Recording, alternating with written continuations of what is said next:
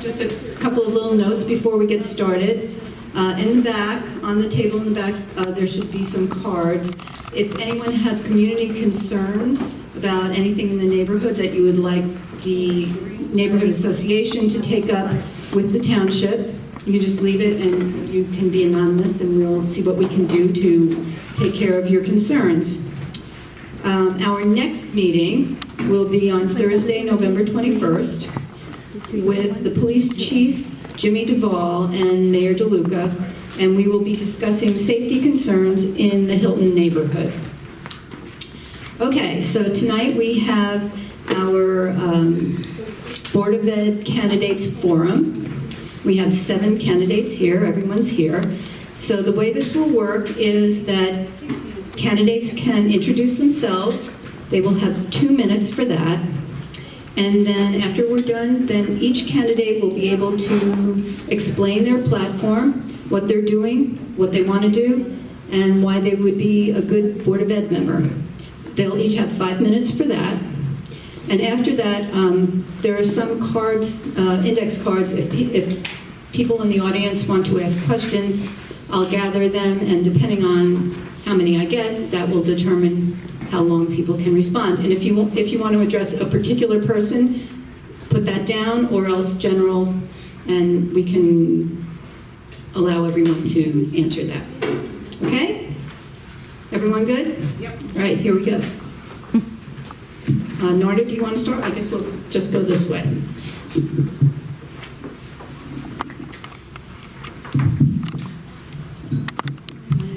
Hi everyone, thank you for having us. My name is... Sorry, I forgot about our timer. Over here we have 15 seconds left and time's up. Okay. Go ahead. Hello again. My name is Narda Chisholm Green. Thank you for having me here today. I'm very excited to be here. This is my second time attempting to be committed to our Board of Ed by being a member. So I am here because I care deeply about what's going on in our community and how all the things that we do impact our children, number one. I think that as a long-standing member, I have an obligation to commit myself to some time volunteering in support of our students. And I think that being also a student, a former student here, I want to get to a point where our district is recognized again for being a fantastic place to not only raise your children, but of course go through the school system. And I think there's a lot of areas in our district that are fantastic, and that we need to find ways to be able to duplicate that, and that includes our classrooms. And that's all. I am still a mother of 5 here. I have 2 children still in the district. They are in high school. They're in their senior year. Quite challenging. They're boys. And I am looking forward to this year with them, even though it's going to be a very busy year for me. But I'm looking forward to being able to serve our community again and serve our children first. Thank you. I thought it got easier when you get older. No.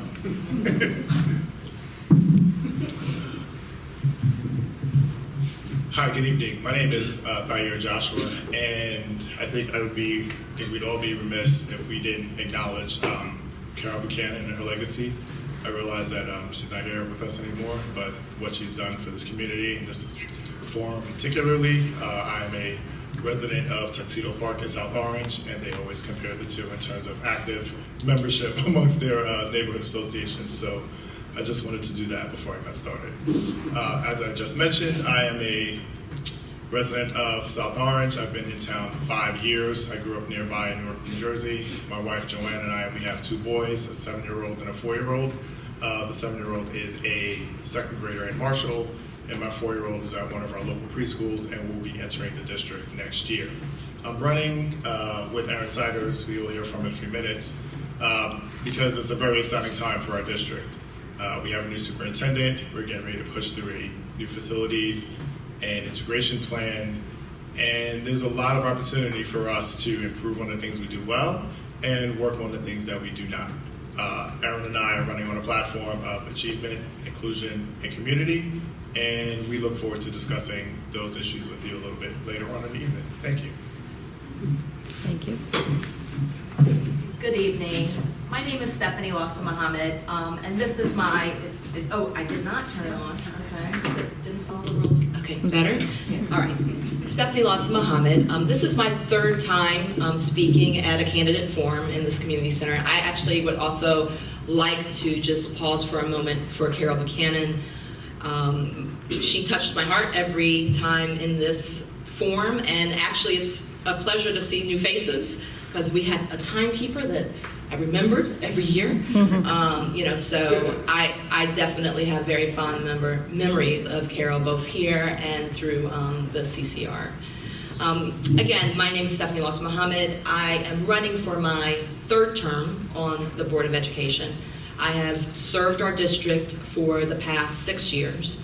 I have been a person that has been truly committed to equity within our district, and I've shown it in all of my actions on the board, in my actions with my fellow board members, in my actions with community members, working to understand the issues and concerns in our district, trying to find out the ways that we can address them equitably. How do we really get underneath those concerns that have plagued us for quite some time? And I remain committed. So with a new superintendent and a facility plan and our integration, intentional integration and innovation plan, it is a critical time to ensure that we continue with experience on the board, and I want to bring that experience. Thank you.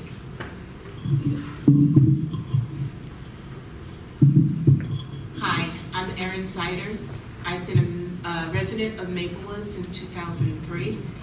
I have an 18-year-old son who is a senior at Columbia High School, and he has been educated in our district since he was 3 years old and diagnosed with autism and ADHD.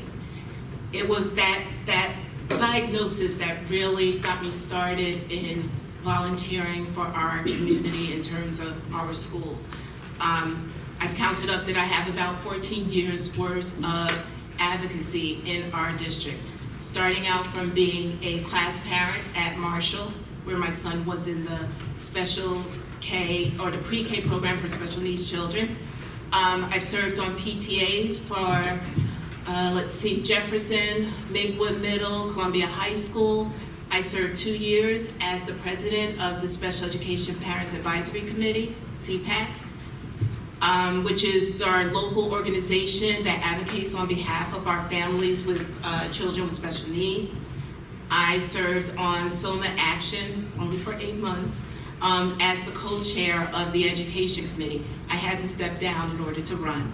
But in that role, I was able to advocate on behalf of our students in the case of the new video surveillance policy that was passed by New Jersey DOE, where they will be allowed to have a relationship with local law enforcement and be able to look at video in our schools. As Thayer said, we're running on the platform of achievement, inclusion, and community, and I hope to give you more information about that. Thank you. Thank you. Hello, first of all, thank you for inviting us tonight. My name is Carrie Smith. I've been a resident of South Orange for 39 years. I'm a product of the school system as well. I have 2 children in the school system. One is a 6-year-old at South Mountain, and another is 11-year-old at South Orange Middle School. I have been involved in many different nonprofit organizations within the district. I am a lifetime member of the South Orange Rescue Squad. I am also a new member of the Millburn Short Hills Volunteer First Aid Squad. I'm running on a platform of transparency, better communication, safety within our schools, and you kind of hear more, I guess, as the night goes on. Thank you.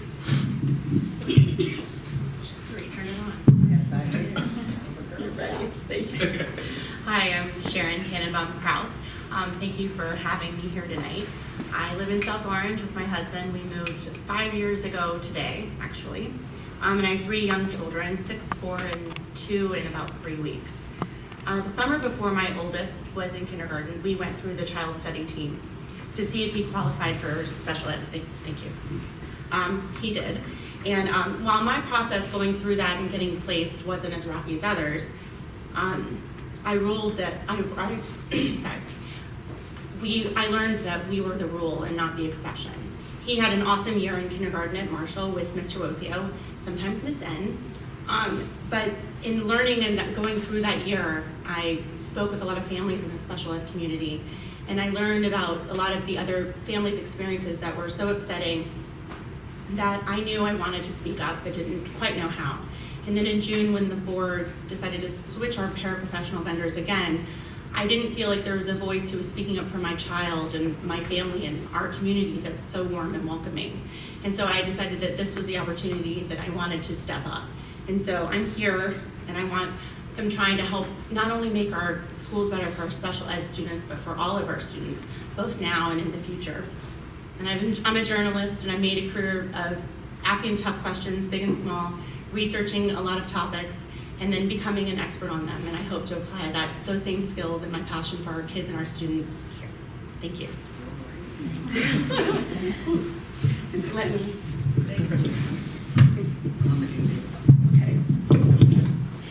Well, good evening, everyone. My name is Johanna Wright, and I want to wake everybody up. Listen, I went to see the Four Tops the other night. They said, "Shake me, wake me when it's over." So I am here running for a 3rd term. Some of you may know, some of you may not know that I'm coming from the inside out. I was a teacher in this district for over 35 years.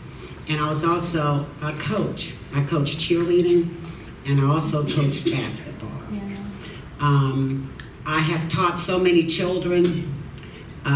They have nurtured me. I have nurtured them. I'm still in touch, and I love South Orange and Maplewood.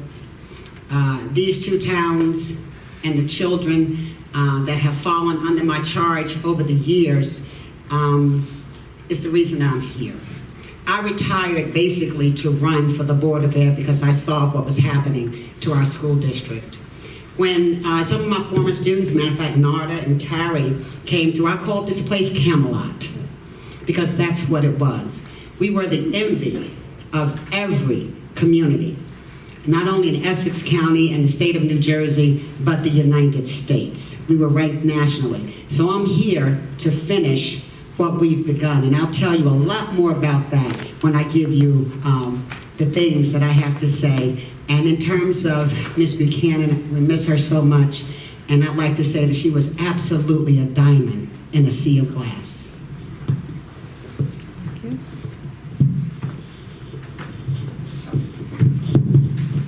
I think we can start. I'm not going to do this mic thing here. Just to switch it up, why don't we go this way and then this way? So you can start first, Erin, with your 5 minutes. You ready over there, Tony? Okay, here you go. It looks like our community. We need more outreach. We need to make sure we have not only a diverse workforce here, but that we have the support so that they'll stay here.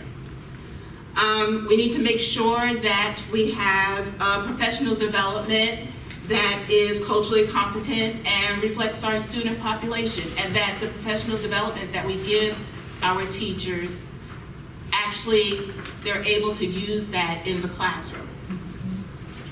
Sorry, I gotta go through my notes here. The last is community. I fully support the long-range facility plan. Our district facilities have been neglected for decades, as we all know, and they're in need of repair. And as from our buildings to the portables that were supposed to be temporary, to our athletic fields, to our school buildings that still have asbestos. I believe we got an email this week that there was asbestos in the women's PE classroom at the high school. In the past, we had high levels of lead in water fountains. So yeah, we need an overhaul, a comprehensive overhaul of our district facilities. And our students and teachers deserve schools that are modern, clean, and safe. Lastly is communication. Historically, we have not done a very good job of communicating. In particular, our communication has been unclear, it's been late, it's been inaccurate. Ideally, I would like for us to hire a media and communication specialist whose job would be to enforce a policy where we would provide clear, concise, timely information to all parents and all families and all guardians. Thank you. I think I'm out of time.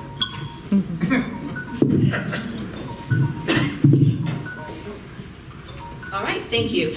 I'm going to take a little different approach because I've been on the board for 6 years and I don't have like this long list of things that I want to impact in the next 3. I have some simple things I want to impact in the next 3.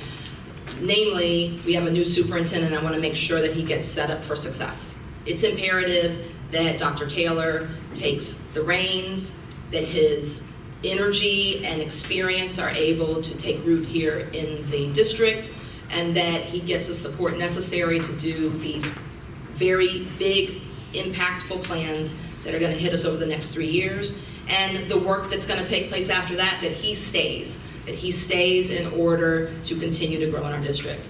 The 2 big plans that are going to hit us in the next 3 years are the big long-range facility plan, and I already mentioned our intentional integration and innovation plan. So my goal is to make sure that each of those things are successful.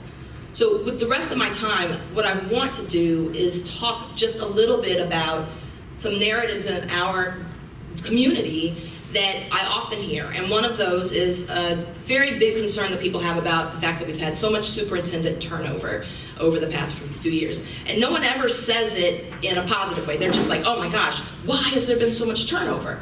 I'd like to just have a few words on that because yes, we have absolutely had turnover in our superintendents when we had Dr. Ramos come in, and he was here for a short period of time. Vaquera actually was brought in as an interim, knowing that we would only keep him for 2 years. And instead of having a 1 year for an interim, we purposefully crafted his contract for 2 years. And so let me talk just a little bit about what Ramos and Vaquera did. Now, Ramos actually came in and insisted that the board put in an access and equity plan, a policy. If he had not done that, then we would not have had paving the way in order to be where we are today. It sent a signal to our district, it sent a signal to administrators and teachers that we were going to be about equity for the first time in a very big way. And it opened the pathway for first access to our upper level classes in the high school. We were one of the only districts, and there are very few districts in the country that actually have placement tests to get into AP classes, and we did, and that was removed. Now, you can't just put a policy in place and then see that everything's gonna, the next year, be working. You actually have to, over several years, make sure that supports are put in place, make sure that you look at other roadblocks, and we saw other roadblocks in the math program. We were able to see that because in bringing Vaquera in and having some opportunities to bring other administrators in, he brought seasoned superintendents in for actually lower level assistant superintendent positions. We've had at least 3 to 4 superintendents over the past 3 years under our hood, looking everywhere around the district for the things that we need to be fixing. So I want you to know that over these past 4 years, there has been a lot of focus on the rotted wood beneath the wall. And so it's hard to appreciate that you actually did something behind that wall because now there's sheetrock and you can't tell that there was rotted wood back there, but there was. And there was a lot of effort that needed to be done. Number 1, to identify the issues. Number 2, to get whatever policies we needed to do in order to improve them. And number 3, then to support our teachers and our administrators in actually moving the ball forward on those things.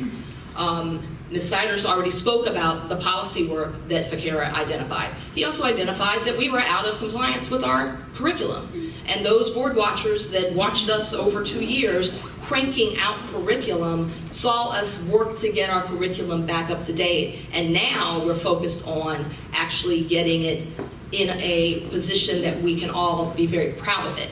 And so I just wanted to highlight, and one other thing I'll highlight. With Ramos, some of you may have been involved in the strategic plan that he set about. And a lot of people were disappointed because they stopped hearing about it. But guess what? If you dust that thing off, we have actually implemented a fair amount of things that were in there. So you should know that that energy and effort did not go to waste. And so I just think one thing that's important is our community understand the real truth and narrative about what happens here so that we can make sure to push things forward positively in the future. I have my own time too. I gave myself less time than you did. Round it down. I see. All right, me too. Let's see if we can do it together. Hi. That doesn't count. Hi. Once again, Thayer Joshua. Thanks to everybody who's here this evening. As Aaron said, we are running on a platform of achievement, inclusion, and community. Both Ms. Siders and Ms. Lawson Muhammad talked about the access and equity policy that's been implemented. I believe it was implemented in 2016, and we first got some data about it in October of 2017 when Dr. Morgan presented to the board. And we haven't seen anything since. So we have no idea if it's still working or if it appeared to be working then, but we need to make sure it's still working now, that there hasn't been any that the progress hasn't been stalled. That was the point of that policy. And if we don't monitor the policies that we write, and we don't use the data that we can gather to monitor those things, then we're going to be right back where we were before. Another part of achievement is for our staff. We want to make sure that our teachers, our parents, the ones who are in the classrooms with our students every day are set up for success. The comprehensive equity plan that was released recently shows that only the teachers, the certificated staff, are the ones who are receiving anti-bias, anti-racist training. Our paras are not getting it, our custodians aren't getting it, cafeteria workers aren't getting it, and they are with our children just as much as our teachers. The reason those aren't happening is because they're not technically our staff, they're contracted, and I'd like to see how we can change that, either through bringing them in-house, which I know costs money, and it means you gotta cut something else, I get it. You can also hire vendors who we mandate that they do this training on their time before we bring them into our buildings with our children. Also, another part of the achievement plan that we like to talk about is making sure that the evaluations that these teachers get are representative of what the work they're putting in. We want to make sure that that parents get a little say, representative say, not all the say, but and these evaluations should be open, and we should know how teachers are performing, because we want them to succeed. You know, we don't want to have a culture in our schools of teachers who feel that they cannot succeed. That's not beneficial for the parents, it's for the students, for the community at large. The next point I wanted to talk about is inclusion. Aaron talked earlier about, retaining and getting a staff that reflects our student population. I want to know why, the latest numbers I saw, 77% of the teachers are white, but 80% of our building leaders are people of color. I'd like to think that we can lean on those building leaders to help recruit, whether it's through minority job fairs, reaching out to HBCUs to help increase that number. We also talked about the curriculum. We are looking at embarking on this intentional integration plan, as Ms. Lawson Muhammad has mentioned earlier, where we're not just going to throw everybody in a room. There's going to be a lot of thought put into how we get these classrooms and these schools set up to allow our elementary students to succeed. However, if we do that, we fully integrate our schools and then still end up teaching a curriculum based on white supremacy, we haven't done the right job. I know that we have implemented the Amistad curriculum, Holocaust curriculum finally, And I know that Ms. Botnar has done a lot of work recruiting other teachers to help get those curricula written and implemented for this coming school year. Another part of the plan that relates to inclusion is the overall expansion through the long-range facilities plan. We're going to be adding a net of 50-something classrooms in our elementary schools. I would hope that at least some of those are going to be designated for either self-contained or inclusion classes for our more vulnerable students.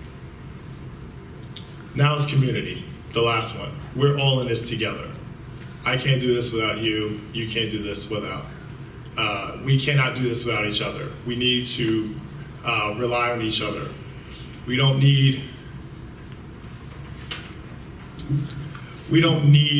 to be independent. We need to be individuals working together as a team. Thank you.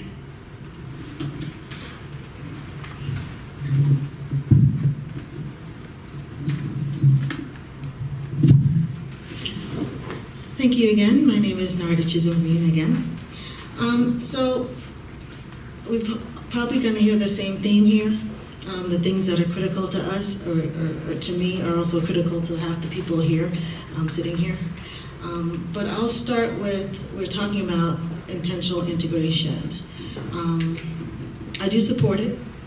And you know, it's critical for our community to come together and support it. But I have some concerns about intentional integration. How is it going to impact the students that are most vulnerable? I looked at the summary for the student enrollment from last year. It says that from K through 5, there were 2,000 students, white students, and 750 black students, 300 Asian and 300 Hispanic.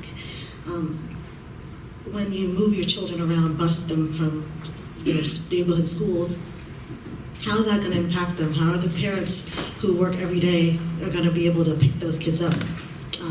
You know, I thought about that, and I want to know how we're going to really address that, and I want to work together with our board members to figure out how that's going to work.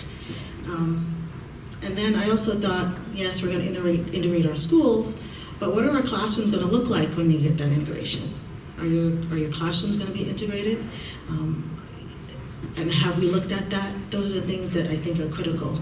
Once you step into a classroom and you have majority students that are either black or majority students are white, have you successfully integrated your school? Yes, but have you successfully integrated your classroom? So I want to make sure we look at that. And I think the other things that are critical when you're talking about schools is our teachers. We have some of the best teachers, and they have best practices. And we should be utilizing those teachers, their experience, their best practices, and duplicating that across our district. I think through the idea of our multi-age classroom, and I probably have said this before, was a fantastic experience for my children. And I want to understand why we don't have more of that everywhere. And I think it not only did it increase their learning for me based on experience, I don't have statistics to prove that, but I can tell you my children did well. And that was the multi-age experience, and they had fantastic teachers. So I think that's an avenue that we need to look at. We need to figure out how we can duplicate these teachers and that type of classroom in our elementary schools. You talk about retention of teachers of color. I've always been an advocate of building a relationship with our historically black schools. If we're having such a difficult time retaining our talented teachers of color, male teachers, and we need to make sure we build those strong relationships with as many of those schools as possible. And I think in order to retain our talent, we have to make sure we're recognizing their success and sharing that with our community and sharing that amongst all the other schools in our district. And then I think the other thing that we want to talk through is we're going to spend a lot of money to repair our schools. But we are outsourcing the maintenance part of that. And I feel like over time that's been a real issue with regards to keeping the buildings in good condition. If the people that are maintaining the building don't have the same vested interest as we do, they don't love our community, they don't live here, they don't work here, they're not a part of it, I don't know how that will end up? In 10 years from now, will we still have the same issue where, you know, the schools, nobody's taking full care of the schools and we're paying to repair them again? So we should think about what we're doing with regards to outsourcing our maintenance contracts, and trying to figure out how we can bring in those maintenance workers in-house.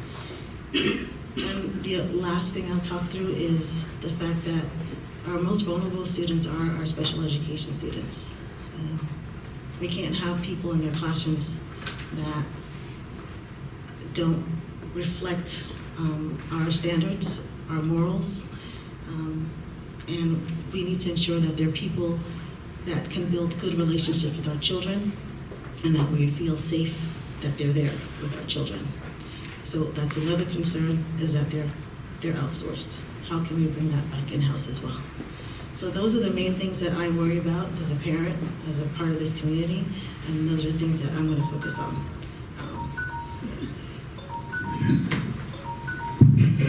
Yep, Carrie.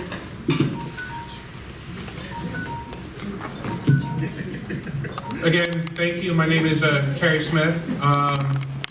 First of all, I'm honored to be running for a seat on the South Orange Maple Board of Education with these other 6 individuals sitting up here. Your participation in this election is important as we embark on a $160 million facilities and integration plan. As a father of a young family and a resident of South Orange for 39 years, I have a vested interest in our school district and its future. I want to ensure that our school district gives all children a high quality and safe education that should be expected with our tax dollars. I also want to ensure that all our children and their families have a voice that will be heard.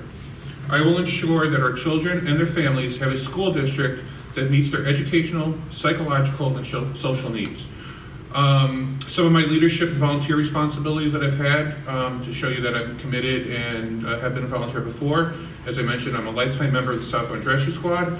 I'm a member of the Millburn Short Hills Volunteer Rescue Squad. I've been co-vice chair and the treasurer of the South Orange Democrats. I've been the president of the Lehigh University class of 1995 since we graduated in 1995. I've been the reunion chair for the class of 1995 for all of the reunions since the year 2000. I've been an emergency medical technician since 1996 and an emergency medical technician instructor since 1999. I serve on the South Mountain PTA as the treasurer. I was a treasurer, I'm now currently the parliamentarian. I serve on the South Orange Middle School HSA as the liaison to the Board of Education. I was just recently appointed to the State of New Jersey PTA Health and Safety Committee and the Family Engagement Committees, and I'm an owner of a local small business. My goals and priorities if elected to the Board of Education would be as follows.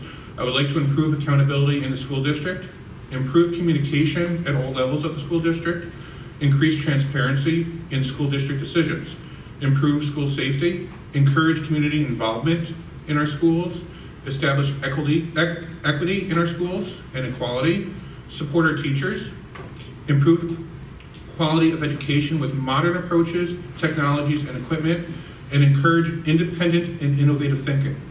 I'm a leader. I will listen, and most importantly, I'm connected to and actively entrenched in this community. I have the experience, expertise, and the time to serve on the South Orange Maplewood School District Board of Education. Thank you for your anticipated support.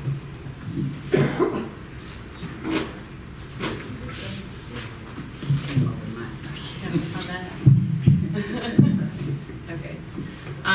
So when I think about why my presence is needed on the board, I categorize it into a couple different topics: consistency, communication, and accountability. So I mentioned when I was introing that special ed and kind of the lack of voice was what inspired me to run, but what keeps me going is that potential that I think our district has. And so, as a parent, and as all parents are, but as a parent especially to 3 little kids, the thing that I try to instill in their everyday life from morning to night is consistency. Then when I look at the district, I see all of this inconsistency. We've had a lot of supers. We've had a lot of interim admin positions. We've had a lot of teacher turnover. Without any steady presence, we can't have a steady progress. And with Dr. Taylor's arrival on his hire, I'm hopeful that we're on our way to establishing that consistency. But we have a big hire coming up for the Director of Special Services. And it's not the board's job to hire that person, but it is our job to make sure our employee, Dr. Taylor, will hire the best match, someone who can really return the special ed department to something that we will all be proud of, that our kids will be proud of, and that will set them up for them to reach their potential. Another thing that I think I would help improve is communication. I'm a journalist, so it's my job. But it's not just the communication between the teachers and families, it's between the admin and families, between the super and families, even between the board and families. I think Dr. Taylor's done an awesome job so far of kind of establishing that communication. He's talking back to parents who speak at during the public speaks portion. He's responsible on emails, he sends out newsletters. I think all of that is amazing. But I think the same should apply to the board. I know that some may not think that that's our job to communicate with the families, but right now we're at such a tender point, and there are so many mixed messages going out in our community that it's our job as a board, as elected officials, and more importantly as community members, that we should make sure that we're all on the same page so that we can set ourselves up for success. And lastly, I want to bring a bit more accountability. There's a lot of chatter right now, I know, about presence of board members at votes and committee meetings, special committee meetings, and yes, it's important that we hold ourselves accountable. If you elect me, I will show up, I will do the work, but we need to make sure our superintendent is held accountable. It's our job to make sure that he succeeds. We need to set him up on a path that succeeds. And if he falters, we need to put a plan in place so that he can course correct.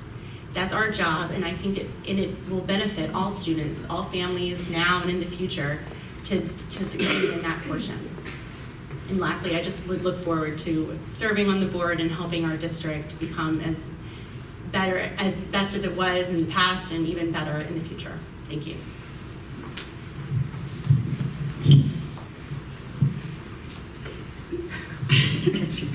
I'll start. Okay.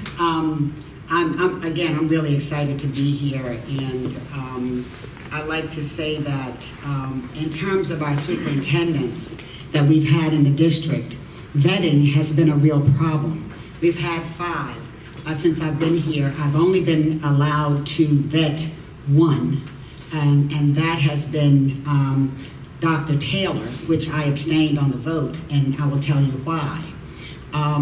Being a teacher in this district, I've seen a lot of things that have come and gone. And when I first ran for the board, Governor Christie changed the laws in terms of what board members can do who had relatives or people who were working in the district. And the board had a policy too that if you had someone, you couldn't vet the superintendent, which was the most important job of a board member. I think it's really the biggest job. And so I was allowed, I watched from the sideline as we continually brought people in. Now, let me ask you a question. If you are going to buy a home, or you're going to buy, rent an apartment or get a condo, you go and you talk to the realtor and you do all of these things, and then the last thing that you basically do is you go and see it, right? Would everybody do that? This is interactive, people. You would absolutely do that. And see, and that's the most important job about a superintendent, to go where he has been, to see what he has done in that community. That's called a site visit. So we did all of those steps except the main step, which is going to see. And we saw what that brought us. It brought us outsourcing. We outsourced our custodians, which I railed against and begged the board not to do. I was still an employee at the time in the district. We outsourced our paras, most of whom were community members who lived here. And the bottom line is you don't want strangers around your children. We gave up the reins of the safety of our kids when we outsourced. So that's a real problem, especially, in today's time, when we found that we had difficulties with that. We saw our buildings begin to crumble because we didn't have those custodians that most of you knew by name, who would come over to tell you on the playground to pick your kids up. Johnny had a little cold today. He was a little bit under the weather. These were people who had a vested interest. We no longer have that, and we need to get it back, familiarity. And when we talk about Dr. Ramos, he came in and waved a wand, and that was it.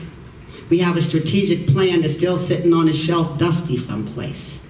We have access and equity just sitting there, doing nothing. And so when we talk about doing the things that we need to do, we need to do it. We hired another superintendent who had never even been a principal, let alone leading. And when you talk about teamwork, I don't think anybody in this room knows more about teamwork than I do. I know how to build a team, and a winning team. But people have to be willing to work and to listen, to experience. If I'm going to the doctor to have heart surgery, I don't want somebody working on me with 2 years experience. What about you? Come on, talk to me, people. You didn't come here just to sit tonight. You know, you want someone who's really experienced. Now, we talk about the votes on the board. I think the most dangerous things that has happened to this district has been the votes that's been cast by the board. Many people look at me and say, oh, she has so many no votes, no votes. But if you look lately, my votes have been yes. And why have my votes been yes? Because what we have been voting on, my colleagues and I, is to reverse and fix the exact same things that they broke and that they voted on, the yeses, in the first place. So now we're going back to do it all over again and do what I voted for in the first place. So what we need to do is listen to the voice of experience. I'm an educator. Now I'm not just an educator, I'm an award-winning educator. I know about children. I know what children need. We don't have an achievement gap. We have an expectations gap. And we absolutely need to do a lot more than what we've been doing. And I hope to talk to you more because she's telling me I have 15 seconds. I didn't even get into my halftime speech. But I want to thank you guys for interacting with me and think about some of the things that I've said. And let's grow together and make this district what it used to be. I know what it was. I was there and I can take care of it and we can get it done together. Thank you.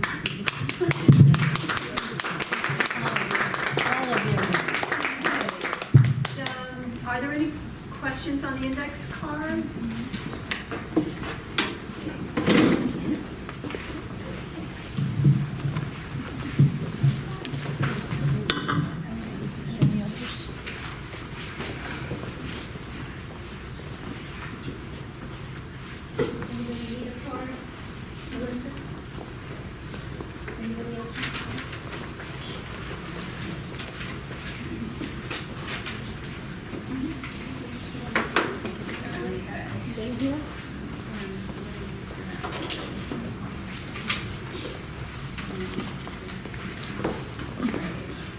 Okay. All right. Not sure, I guess we have 1, 2, 3, 4, 5 sets of questions. Please actually talk into the mic. Sorry, I'm not used to this. We have 5 sets of questions so far, and another one coming, maybe 2 more coming up. So I'll read the question, and then I guess each person, if you're interested in answering that particular question, we'll try and keep our answers somewhat short so that everyone has a chance. And if I find that it's getting too long, then I'll change the rules. But we'll start with that after the first question, so everyone has an even footing. Okay. If there are students in honors classes that need shouldn't another class be created at their pace instead of their requiring extra tutoring outside of class? And what if tutoring is not an option? Well, I guess I'll answer that in terms of support, because what we have right now are, you know, we have the whole suggestion or de-leveling. And we place all of these kids in these high-level classes, and we place them there with no support, none. And so if we look now, we'll find that all of those kids that we place there are failing. And we can't continue that. So not only do we need supports, we need a Saturday program. We have kids that are aging out at Columbia. Think about the Shiloh program, the alternative school that we had at Montrose, which took care of most of our students who were languishing, who maybe Columbia High School was too much for them, overwhelming. And we closed that. We brought all of those kids back to Columbia High School. and nobody's even mentioning their names now. Those are those kids who are falling not between cracks, but they're falling in big galleys and holes. And we have to do better to support them because, quite frankly, they're not getting any support. And we're going out here and we're hiring a lot of consultants to do a lot of work every day. But what about, our kids? We have to stop spending money on adults.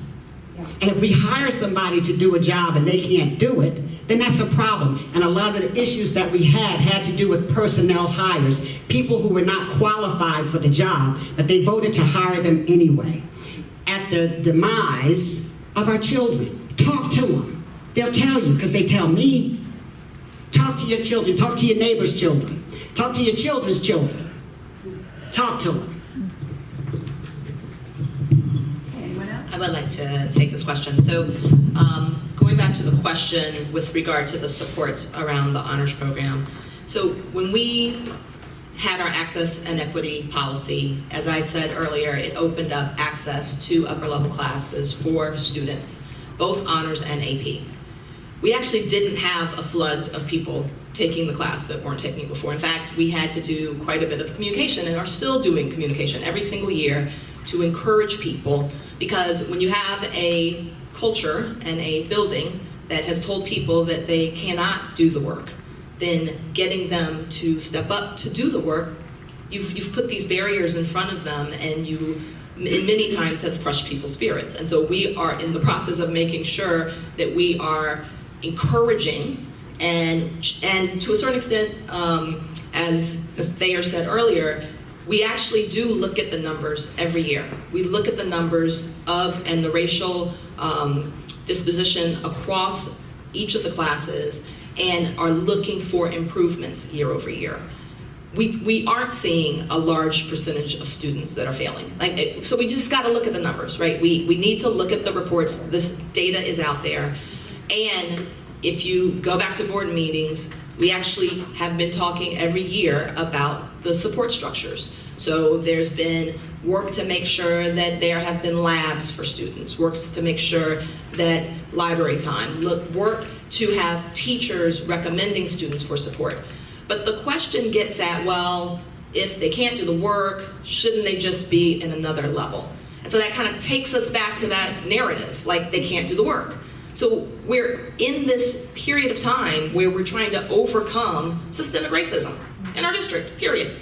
And so in order to do that, we are going to have to make sure we're supporting students until they can do the work. And we shouldn't be discouraging them because they may be struggling with it, because they weren't given the opportunity before.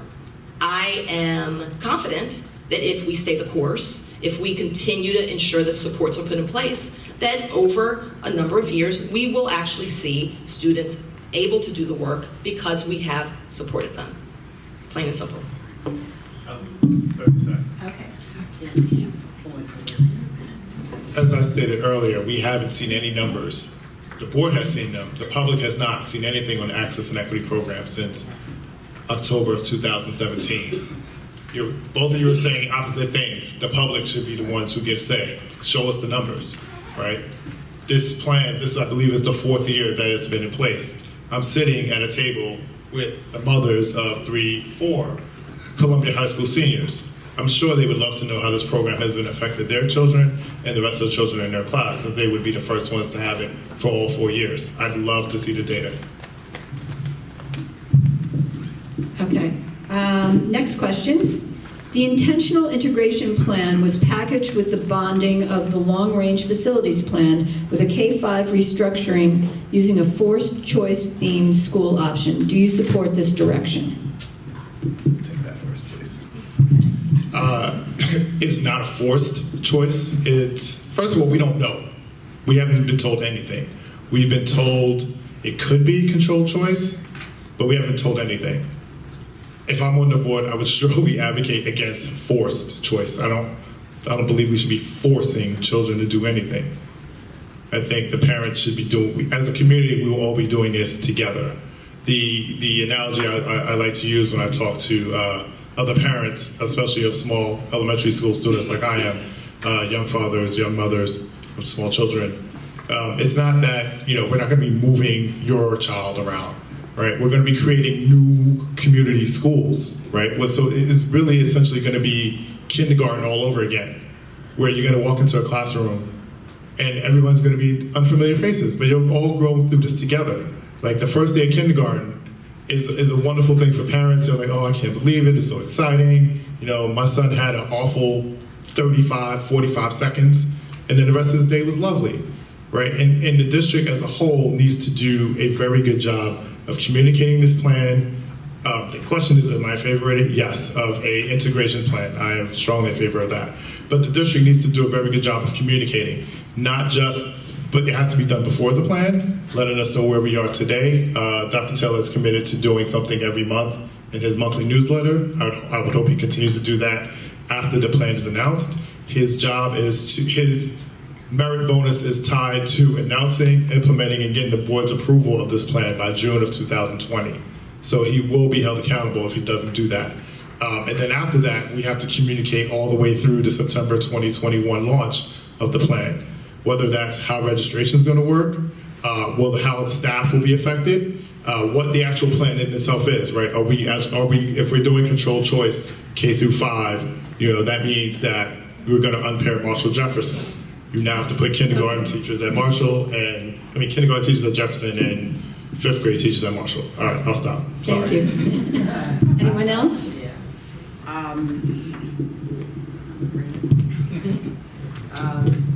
Okay, there we go. Yes, we have to do something. The burden should not be on the shoulders of the kids except Gordon. And I'm going to say that. And I'm going to say that from my heart. The other thing is that this must be a district-wide solution that has the children's best interests at heart. So we can't make decisions that just give a racial shift instead of a resource and functional shift of equity. Can I just add one quick thing? So the only thing that I would add is that the board isn't figuring out the plan.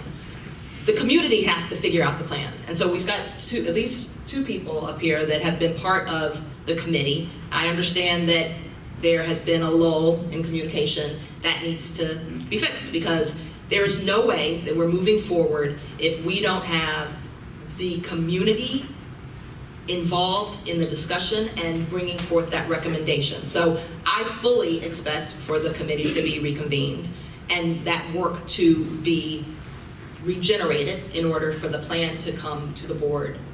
That's my full expectation. Okay, all right. Next question. It's been 2 years since we've heard questions and answers at debates about arguably the most important factor that makes schools great, teaching and learning. What's your experience and knowledge with curriculum and the current state of it in our school district? It's horrible. Straight up. We failed with the state. We're making moves in terms of rewriting curriculum. We've been writing it at a pace that's unbelievable to me, but most of our curriculum was outdated. One of the things that Dr. Fakara did, our interim superintendent, was to come in and straighten everything out that the former superintendents had done wrong, and the board. And so we were able to clear up a lot of things, but it's really important that we do what we need to do. It really, simple. Y'all feel me? Anyone else? So just to add a little, it is important the way we talk about ourselves. And when people think about, they're hearing that our curriculum's horrible. I would not want anybody walking out of this room feeling that our curriculum's horrible. Did we have curriculum that was out of date? Absolutely. Did Fakara help us understand that? Absolutely. But I'll tell you this, as a mother of 3 children, 19, 17, and 13, I've been at the open houses at South Orange Middle School literally since 2011 with 1 year gap. I walked into that school this year and I was so impressed by what to me is a complete turnaround of that school. And I would agree, the principal's message was amazing. Every single classroom, the teachers were able to talk about the curriculum and talk about what they were doing in the classroom in such an impressive way. And I will say that there have been years in the past where I cringed to hear a teacher say, I don't have a curriculum. And I immediately went back to the superintendent and said, why would a teacher say they don't have a curriculum? So at the end of the day, have there been issues and concerns? Yes. Have we had superintendents that especially with FACARA, that have got under the hood to make sure that we correct those? Absolutely. And there's some very impressive things that we've done with curriculum, and I won't spend a lot of time on it, but I would suggest that you read about what we've done with the Amistad Commission, because we are one of the first districts to actually implement that, and what that department has done is highly impressive. I suggest that you look into it. Thank you. And while we're talking about curriculum, we have to look at how we had a curriculum in African American studies in the elementary school where we sold children in slavery. And it took us a long time to come up with a new curriculum. As a matter of fact, I think they just got that together. Our kids should mean more to us than that. And we absolutely should be teaching slavery and all of those things, but we should do it right. Just like we should do things right with our drills and things for our kids, in terms of security. There's a way that you do things, and there's a way that you teach children to make them feel good about themselves, not to make them think that they're growing up and this is their lot in life. And when you sell them, you whip them, and you do all those things, what message are we sending? But this was the curriculum that we're talking about. No, it wasn't. That was done by a substitute teacher who allowed children in the classroom to act that out. That was not in anyone's curriculum. The curriculum at Jefferson, and there was another, was absolutely part of the curriculum. We've been changing it. Our curriculum allowed people to whip our children. I can't believe that's possible. I didn't say I said what happened to children. I didn't say the curriculum allowed. I said the curriculum on slavery, right? Our kids were sold. They were placed in South Mountain School on posters in the walls. Do you remember that? Was that part of the curriculum? And other schools. But the bottom line is that we found out about it accidentally, as things happen when kids come home and talk to their children. But at South Mountain, you have the kids making posters of slaves, runaway slaves, and it had to change. And I think this is something Ms. Muhammad was okay with. So just to be clear, because again, it's important that we are careful how we talk about ourselves, and it's important that we make sure that we have truth in our narratives. So at South Mountain, the actual assignment was on the colonial period. It had been an assignment that had been in the school for several years. It was not a new assignment. And they had a menu of choices, and as the dessert, there were multiple choices, and one of those choices was that they could do a slave poster, because it was a newspaper. And so during colonial period, if you were gonna open up a newspaper, the only thing that you would see about Africans would be an escaped slave poster. There was not gonna be an article about a slave that had invented something on his farm. They weren't interviewing the slaves and telling wonderful stories about them. If you go to historical documents, that's what we get for our history. And so teaching the children and the story of slavery is not an easy story to tell. But I was just at the celebration of 1619, sponsored by Community Coalition on Race and Soma Action. And it is important that we understand 400 years ago, the first slaves landed on this nation. And if this nation can't be honest with that history, then we will never overcome it. So am I for anybody doing anything where children are actually in a slave auction? That was not a part of the curriculum. That was something where children wanted to play act, and they needed an adult to say, no, that's not going to be something that we do today. And the substitute made the wrong choice, and action was taken. It was absolutely not part of the curriculum, but Ms. Wright is correct in that the curriculum for our elementary schools has been modified according to Amistad. And again, I encourage you to stay tuned and hear more about it. It's actually going to be rolled out in trial classrooms this year, and then across the district next year. Okay. This is for all candidates who are not already on the board. Have you been attending Board of Ed meetings? For how long and how regularly? And what do you think works well at the meetings? I guess I'll start first. Erin's going to start, but everyone can speak. Yes, I have been attending board meetings. I've been attending board, I consider myself a board watcher. I walk into that room, the Board of Ed members know me, as well as the superintendents, the assistant superintendents, the business administrator, the technology guys in the back. So yeah, I'm part of that. Thayer and I, we've attended the last 2 Board of Ed meetings. We're there. We don't watch the Board of Ed meetings from the comfort of our own home. We don't wait for the video recap that occurs 3 days later. We're in that room at 525 Academy on Mondays, once a month. What do you think works well at the meetings? At the meetings. I know some people don't think public speaks works well. I'm on the fence with some of the changes that went in with the public speaks policy. I do like that we are no longer allowing people to cede their time. I've been there and had to wait while someone was seated so much time, they had 10 to 15 minutes to speak. I'm on the fence about the new policy that says that the first people get to speak at public speaks have to be addressing something that's on the agenda. The times that I have been at public speaks to address something, it's never been for something that's on the agenda. I think we need to make a compromise and really look at that new policy and make it so that it's not punitive to parents and families, particularly those with young children. I have an 18-year-old. I can stay there and wait for that second public speaks to say, you know, to say what I need to say. But other folks have childcare issues. They can't wait that long. So I like us as a community to really take a look at that policy and see if we could tweak it somehow.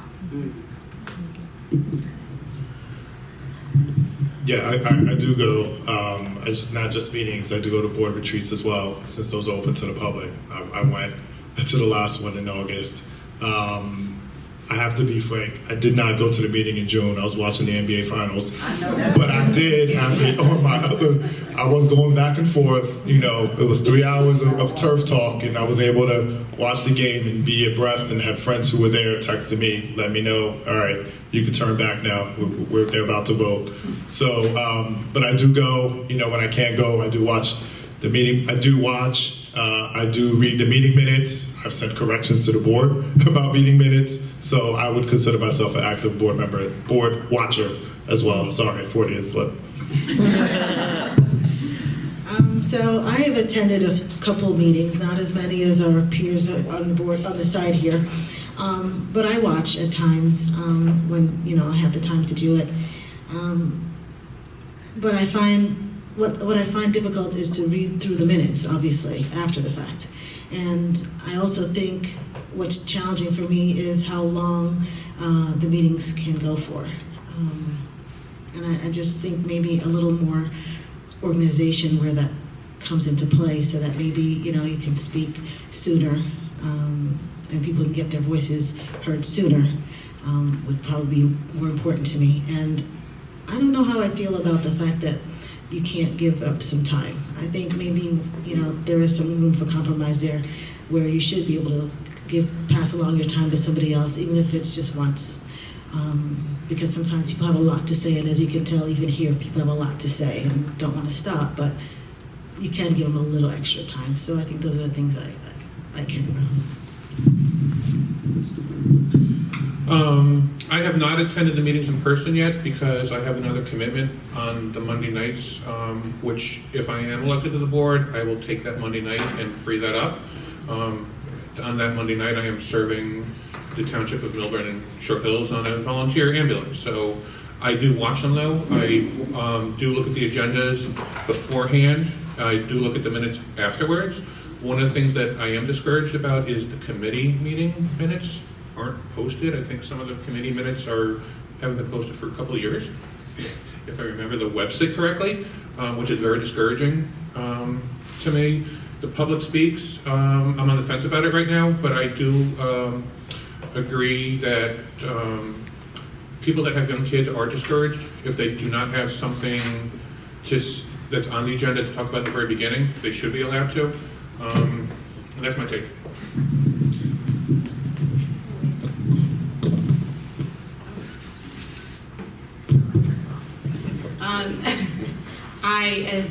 As I said earlier, my kids are really young, and last year was our first year in the district. And honestly, up until then, I was trusting that our elected board members were there and they were doing their job. 5 years here, and it wasn't until last year when I started in the district and I started hearing these kind of concerning stories that I started paying attention to where these decisions were trickling down from. And so, like what Carrie and Narda have said, the meetings start late, and I have 3 little kids that go to bed 30 minutes before the meetings start, so I ended up watching them on TV or most likely the next day, so I could just kind of go to the points where I wanted to see whatever was being discussed. I think that the meetings are very long, honestly, and I think there is a way to shorten them, and I would love to see them shortened. A lot of us have full-time jobs. I have a full-time job. I've got 3 little kids. I haven't slept since I was pregnant with my first, so I'm tired, and I don't want to stay up until midnight. And I know it's important, but I think there has got to be a better way. We're all very smart and we're creative, and we can figure that out. I think the public speaks is really, it's disheartening and it's discouraging, and I don't believe that was the intention of the board when they passed that policy.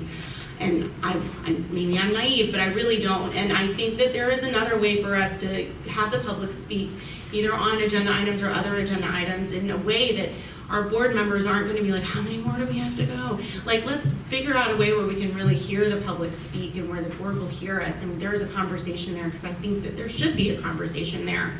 And I have looked for the minutes. I really don't like our district website. I think it's hard to navigate. I think it's hard to read. I think it's hard to find any information that you're looking for. You have to literally open up a document and then scroll through it. It is long and it's arduous and it's, again, discouraging, and I don't believe it's intentionally discouraging, but it is, and we want our community to be involved. And I think there's a lot of room for improvement to get our community involved and excited to be there. Okay. It's my turn. I'm sorry. You're already on the board. No. Public can't speak. Okay. All right, this is going to be the final question, I think, that we'll have time for. Sorry. Do you support the adoption of LGBTQ history curriculum mandate?